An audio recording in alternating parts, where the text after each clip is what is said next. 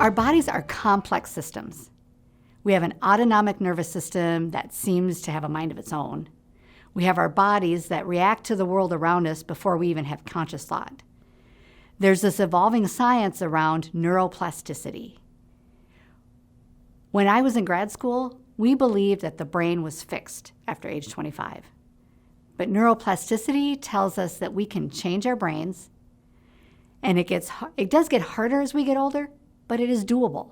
Yet those who have experienced trauma are often left feeling that their response systems are fixed. Emotional triggers are permanent, and anxiety is forever. It's not true. Our bodies were designed to heal. They were designed for transformation. They were designed for renewal. And it's promised in Scripture and proven in science. This scripture from Hebrews says it all. He told us quite plainly, He'll also rock the heavens, one last shaking from top to bottom, stem to stern. This phrase, one last shaking, means a thorough house cleaning, getting rid of all the historical and religious junk so that the unshakable essentials stand clear and uncluttered. Do you not see what we've got? An unshakable kingdom. And do you see how thankful we must be? Not only thankful, but brimming with worship, deeply reverent before God. For God is not an indifferent bystander. He's actively cleaning house, torching all that needs to burn, and He won't quit until it's all cleansed. Did you catch that?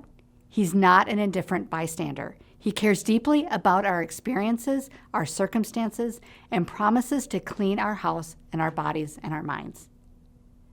It's not surprising to me that science is bearing this out. We are intricately created. Our bodies are detailed systems that interact with the world around us. So we are so much more than brain, bone, and muscle. And once we acknowledge this, we begin to see the intricacies within ourselves and within others.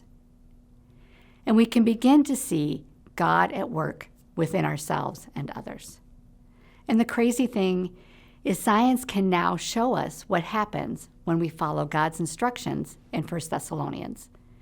Because we are told, rejoice always, pray continually, give thanks in all circumstances, for this is God's will for us in Christ Jesus. When we have a negative thought, cortisol, the stress hormone, increases, and it begins this kind of degradation of our neurochemicals and hormones. When we have positive thoughts, our body releases, I'll call them happy chemicals, that literally go to your heart and bring about a sense of joy and peace. When we choose to give thanks in all things, it gives our bodies what it needs to complete the stress cycle, to heal, and to clean our house. Scripture also tells us that we can be transformed through the renewing of our minds. Romans 12 says, don't conform to the patterns of this world, but be transformed by the renewing of your mind, when you will be able to test and approve what God's will is, His good, pleasing, and perfect will. Renewing our minds, continually focusing on God, continually looking for the good, changes our brains. Neuroplasticity. Seeing science uphold Scripture is my happy place. We often see them so separated, and we see them as two different ways of looking at the world, when they really work beautifully together. It highlights the complexity of God's creation and God's commitment to it.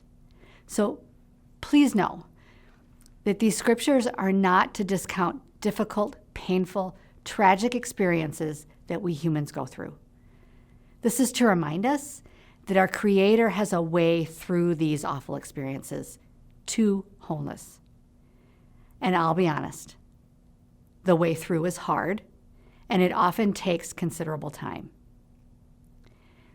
Reviewing these scriptures reminds us of the promises and our best practices to be transformed into more than we ever imagined we could be. Remember, God is not an indifferent bystander.